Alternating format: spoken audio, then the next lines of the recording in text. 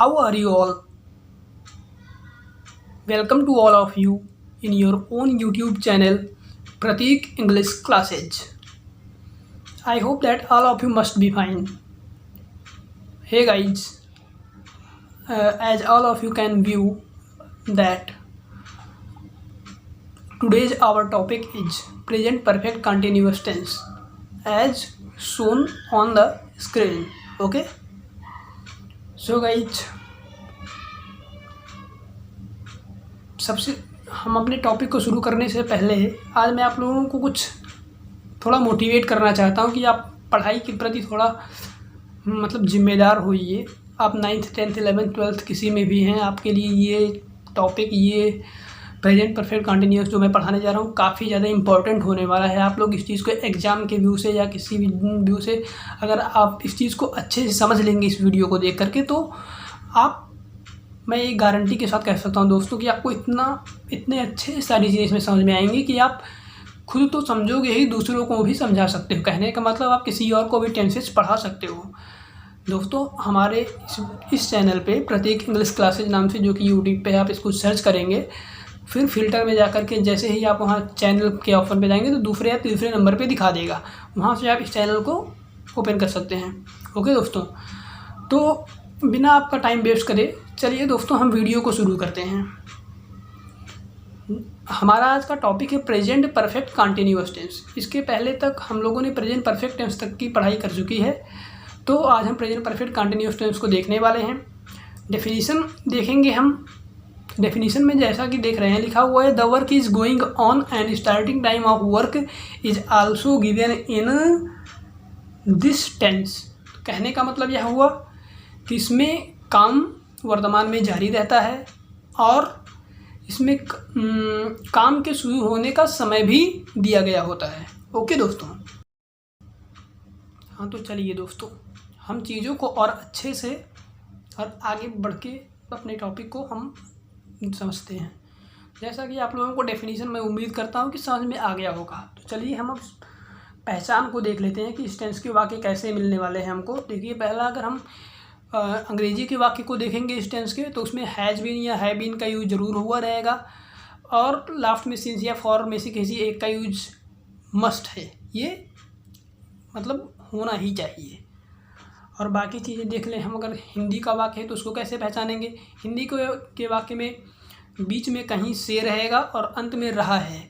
इसी तरह से रही है भी हो सकता है, से रहे हैं, से रहा हूँ, ये सारी चीज़ें आएंगी इसके हिंदी वाक्य में। और उसके बाद में और कुछ चीज़ें होती हैं, कुछ जो हम लोग देख सकते हैं मुख्य क्रिया के अंत में क्या क्या आएगा। ता रहा हूँ, ती रही है, ते रहे हैं, ता रहा है आदि। अब इसमें देख लेंगे जो ये सारी चीज़ें आती हैं कहीं ना कहीं मुख्य क्रिया के अंत में, और जो से शब्द जिसमें भी आएगा वो वाक्य के बीच में आएगा। ओके दोस्तों, तो अब हम अपने हैज़ या हैव के यूज को देख लेते हैं। प्लस बीन लिखा हुआ है, use of has have plus been. तो बीन तो इस टेंस में लगना ही लगना है, हमेशा हम हैज़ या हैव के बाद बीन का यूज़ करेंगे। ओके दोस्तों, तो हम पहले हैज़ बीन को समझ लेते हैं कि हैज़ का यूज़ कहाँ किया जाएगा। ही सी इट सिंगुलर नाउन के साथ में हैज़ का यूज़ करना है, वो भी थर्ड पर्सन के सिंगुलर नाउन के साथ। और सिंगुलर नाउन लास्ट में लिखा हुआ है एस एन का मतलब सिंगुलर नाउन। तो कहने का मतलब किसी भी एक व्यक्ति का नाम हो तो उसे सिंगुलर नाउन कहेंगे। और ब्रैकेट में यस यस लिखा हुआ है, यस डॉट, इसका मतलब हो गया कि सिंगुलर सब्जेक्ट। ओके दोस्तों, सिंगुलर सब्जेक्ट यानी एक क्वेश्चन करता, तो ये सभी एक क्वेश्चन करता के साथ में हैज़ बीन का यूज होगा। अब दूसरा हम देख लें अगर हैव बीन के यूज़ को, तो यहाँ पे आई, वी, यू, दे और पी डॉट एन डॉट यानी कि प्लूरल नाउन, और in bracket P dot yes dot यानी प्लूरल सब्जेक्ट लिखा गया है। ओके दोस्तों, तो अब देखिए दोस्तों, यहाँ देखने लायक बात यह है कि सारा कुछ तो क्लियर होगा आपको कि प्लूरल नाउन यानी कि बहुवचन संज्ञा रहेगा या बहुवचन करता रहेगा तो हम हैव बीन का यूज़ करेंगे।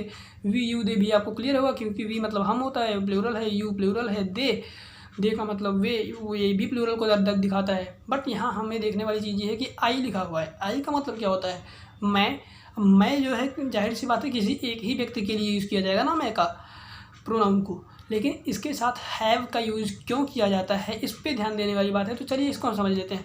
अब इस आई के साथ हम हैव का यूज इसलिए करते हैं क्योंकि आई जो हमारा है वो थर्ड पर्सन का सिंगुलर नाउन नहीं है। अगर यह थर्ड पर्सन का सिंगुलर नाउन होता तो इसके साथ में भी हैज़ का यूज़ किया जाता। क्योंकि ये फर्स्ट पर्सन का सिंगुलर नाउन है इसलिए इसके साथ में हम हैव का यूज़ करेंगे। तो चलिए अब सिंस और फॉर के यूज़ को हम समझते हैं। यूज़ ऑफ सिंस या फॉर, जैसा कि स्क्रीन पे आपको दिख रहा होगा। सिंस के यूज़ के लिए, सिंस का मतलब होता है कि जब भी वाक्य में निश्चित समय दिया रहे, यानी कि पॉइंट इन द टाइम। कहने का मतलब हम समझेंगे कैसे निश्चित समय को, यहाँ चीज़ें एग्जैक्टली होंगी, कोई एग्जैक्ट डेट दिया रहेगा, एग्जैक्ट डे दिया रहेगा, कोई एग्जैक्ट इवेंट यानी पर्टिकुलर कोई टाइम या पर्टिकुलर कोई इवेंट, ये सारी चीज़ें रहती हैं। एग्जाम्पल के तौर पे देख लेते हैं, जैसे अगर लिखा रहे कि 2 o'clock 1980, 2 बजे से 1980 से, या संडे से, ये सारा कुछ रहेगा तो सिंस का यूज़ करेंगे। और हम दूसरी चीज़ देख लेते हैं फॉर के यूज़ को। पहले चीज़ हम देखेंगे जो फॉर होता है, फॉर का प्रयोग इंडेफिनिट टाइम के लिए किया जाता है, अनिश्चित समय के लिए।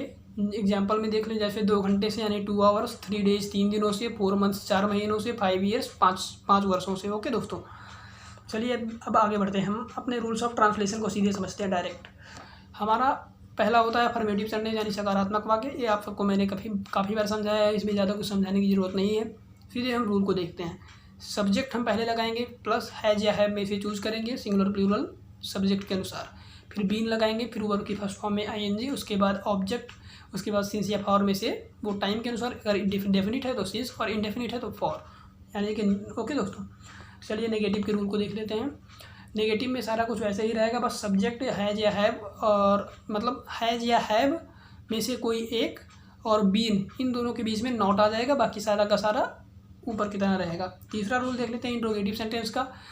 ये इंट्रोगेटिव यस नो टाइप, कहने का मतलब यह हुआ, यस नो टाइप से मतलब यह हुआ कि हमारा जो वाक्य रहेगा वो पहली चीज़ हिंदी वाक्य रहेगा तो क्या से शुरू होगा, और उसका जवाब हाँ या ना में दिया जा सकता है, इसलिए इसको यस नो टाइप कहा जाता है।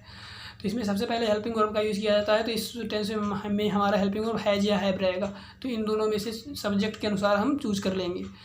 फिर उसके बाद सब्जेक्ट लिखेंगे, उसके बाद बीन लगाएंगे, उसके बाद वर्ब की फर्स्ट फॉर्म में आईएनजी लगाएंगे, उसके बाद ऑब्जेक्ट लिखेंगे अपने वाक्य का कर्म, फिर सिंस या फॉर में से कोई एक, वो टाइम के अनुसार डेफिनिट और इनडेफिनिट वो जानने के बाद, प्लस टाइम, और लास्ट में इंट्रोगेटिव मार्क लगेगा या क्वेश्चन मार्क उसे कह सकते हैं हम। चौथा सेंटेंस इंट्रोगेटिव डब्ल्यूएच टाइप का। तो इंट्रोगेटिव डब्ल्यूएच टाइप अगर देखना है तो इसमें सबसे पहले डब्ल्यूएच वर्ड लिखेंगे। डब्ल्यूएच वर्ड मतलब what, how, which, why, who, ये सारी चीज़ें एटसेट्रा, ये सब डब्ल्यूएच वर्ड में आते हैं। तो सबसे पहले डब्ल्यूएच वर्ड वो हिंदी वाक्य के अनुसार, अगर उसमें क्या है तो व्हाट, क्यों है तो वाई, ये सारा चीज़ अपना सेलेक्ट कर लेंगे। ओके दोस्तों, ये ज़्यादा बताने वाली चीज़ें नहीं हैं, ये सब आप लोगों को पता होगा, नहीं पता रहेगा तो सारी चीज़ें नीचे एक्सप्लेन की गई हैं, वो सब भी आगे देखने को मिलेगा। फिर हम रूल को देख लेते हैं। तो पहले डब्ल्यूएच वर्ड लिखेंगे, फिर हेल्पिंग वर्ब हैज या हैव में से सब्जेक्ट के अनुसार कोई एक चूज करेंगे, उसके बाद अपने सब्जेक्ट को लिखेंगे, अगर सिंगुलर है या प्लूरल है जो भी है तो हम हेल्पिंग वर्ब के बाद ही सब्जेक्ट का यूज़ करेंगे। उसके बाद बीन लगाएंगे, फिर वर्ब की फर्स्ट फॉर्म में आईएनजी का यूज़ करेंगे, उसके बाद ऑब्जेक्ट का यूज़ करेंगे, उसके बाद सिंस या फॉर का, उसके बाद टाइम, और and in the last question mark.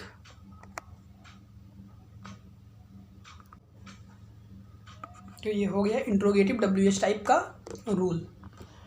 हम डब्ल्यूएच नेगेटिव का देख लेते हैं। इसमें भी सारा कुछ चौथे वाले रूल की तरह अप्लाई होगा, बस सब्जेक्ट और बीन के बीच में नॉट का यूज़ कर देंगे। ओके दोस्तों, तो यहाँ हमारा रूल कंप्लीट होता है। रूल अगर आपको कहीं ना समझ में आए तो आप चीज़ों को उसको देखिए, रूल को याद कर लीजिए। इस चीज़ का सिंपल सा फंडा ये है कि आपको रूल याद करना ही पड़ेगा। 5 ही रूल होते हैं, बहुत से सिंपल से होते हैं, वो हिंदी वाक्य के अनुसार आप याद कर सकते हैं, इसमें कोई डिफ़िकल्टी नहीं है, कोई भी ऐसी बड़ी बात नहीं है। तो हम ट्रांसलेशन पे सीधे आते हैं, देखते हैं कि देखिए दोस्तों, आज के इस वीडियो में जो मैं आपको ट्रांसलेशन बताने वाला हूँ ये 2 तरह के होंगे। पहला तरीका रहेगा कि हिंदी वाक्य को हम अंग्रेज़ी में ट्रांसलेट करेंगे, जिसमें मैंने 5 वाक्य को दिखाया है, वो 5 वाक्य आपको बताऊँगा। दूसरा तरीका रहेगा इंग्लिश हिंदी में ट्रांसलेट करेंगे, उसमें भी 5 वाक्य रहेंगे। ओके दोस्तों, चलिए आगे बढ़ते हैं। तो हमारा जो पहला हिंदी का वाक्य है, आप लोग देख सकते हैं स्क्रीन पे लिखा हुआ है, राज 2015 से यूपीएससी परीक्षा की तैयारी कर रहा है। तो सब्जेक्ट हमें जाहिर सी बात पता चल गई, इसमें राज है तो राज को लिख लेंगे। अब राज सिंगुलर है इसलिए हैज़ लगाएंगे, और बीन रूल के अनुसार से तो बीन लगना ही लगना है। तो राज हैज़ बीन, और क्या कर रहा है, तैयारी कर रहा है।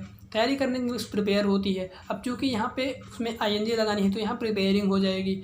उसके बाद हम लिख देंगे हम किस लिए, या मतलब टॉपिक हमारा क्या है, कहने का मतलब इसमें जो ऑब्जेक्ट है, ऑब्जेक्ट को आना चाहिए। तो ऑब्जेक्ट है यूपीएससी परीक्षा की तैयारी। तो हम कहेंगे फॉर यूपीएससी एग्ज़ाम, या यूपीएससी परीक्षा की तैयारी के लिए, यूपीएससी परीक्षा के लिए, तो इसलिए फॉर यूपीएससी एग्ज़ाम लगाएंगे। उसके बाद में कब से कर रहा है, 2015, फिर तो सिंस 2015 यहाँ ख़त्म हुआ। तो इस तरह से हमारी इस वाक्य का ट्रांसलेशन हुआ, Raj has been preparing for UPSC exam since 2015। Okay friends, so let's move forward. अपने दूसरे सेंटेंस को देखते हैं। इसमें लिखा हुआ है हम 5 दिन से स्कूल नहीं जा रहे हैं। हम का मतलब काफ़ी लोगों की बात है, यहाँ प्लूरल वर्ब आएगा ही आएगा, प्लूरल सब्जेक्ट आएगा। हम के लिए वी लिखेंगे। फिर हम हैज़ या हैव, चूँकि हैज़ सिंगुलर के साथ में आता है इसलिए हम यहाँ हैव का यूज़ करेंगे, प्लूरल है। फिर नॉट लगा देंगे। नहीं वाक्य आया है हिंदी वाक्य में तो नॉट का यूज़ करना ही करना है। फिर बीन लगेगा ही लगेगा अकॉर्डिंग टू रूल। फिर हमें अभी हमारी बारी आई वर्ब को लगाने की, तो वर्ब हमारा इसमें जा रहे हैं यानी जाना वर्ब है, तो जाने की इंग्लिश गो होती है, उसमें आईएनजी लगा देंगे तो गोइंग हो जाएगा। फिर कहाँ जा रहे हैं, कहाँ नहीं जा रहे हैं, स्कूल की बात की जा रही है तो यहाँ टू स्कूल हम लगा देंगे।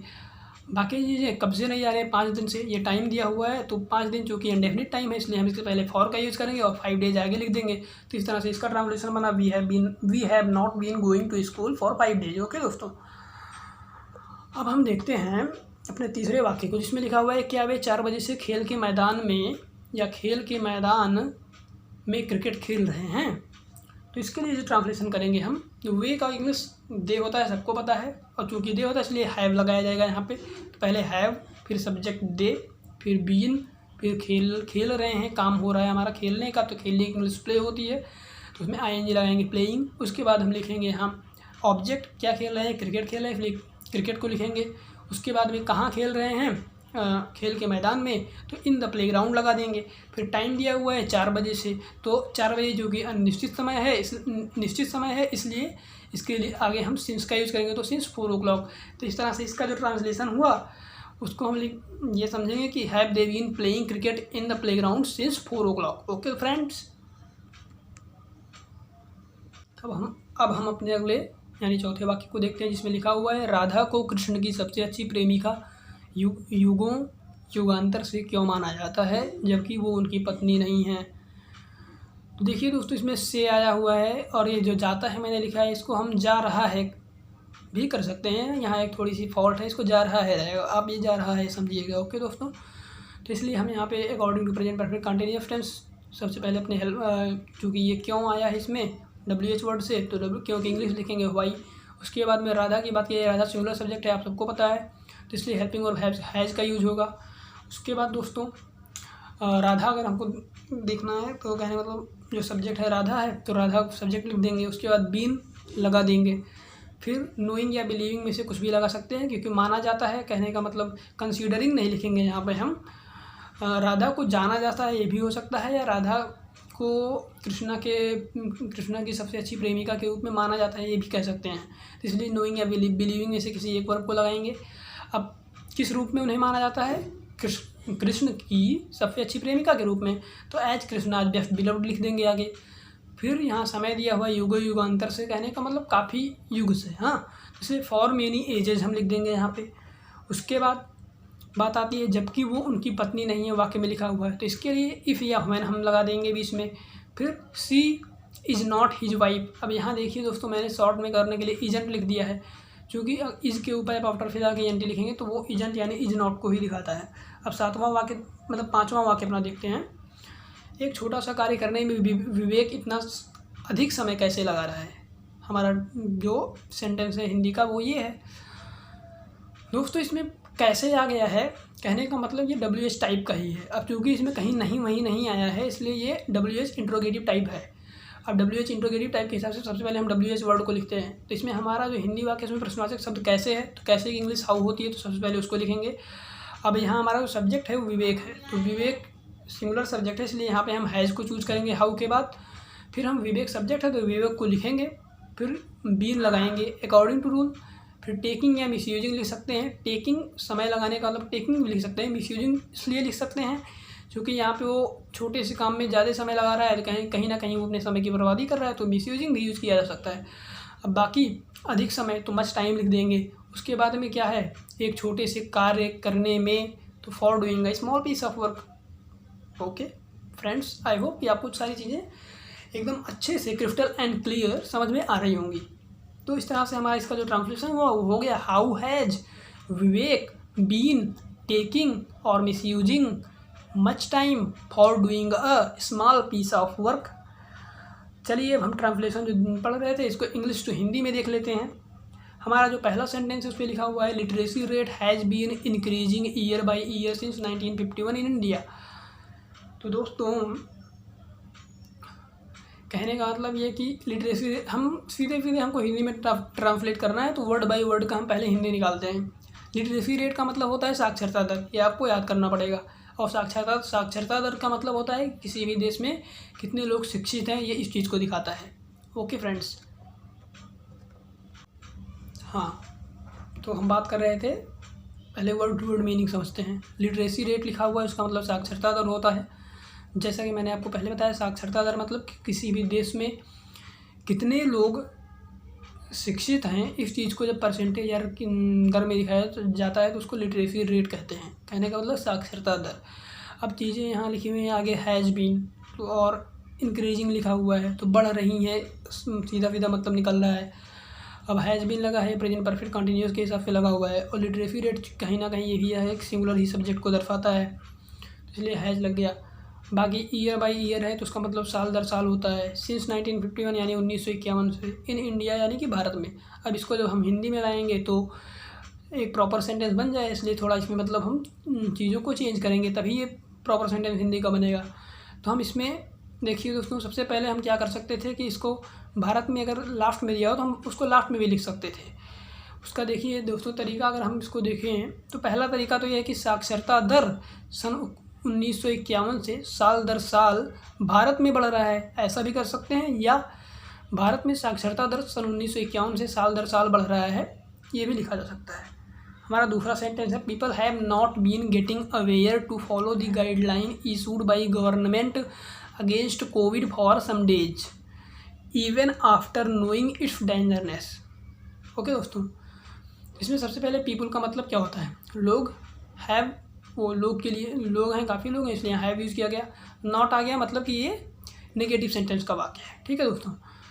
बीन गेटिंग अवेयर, इसका मतलब ये हो गया कि लोग जागरूक नहीं हो रहे हैं। टू फॉलो, अनुसरण करने के लिए या किसी चीज़ को मानने के लिए।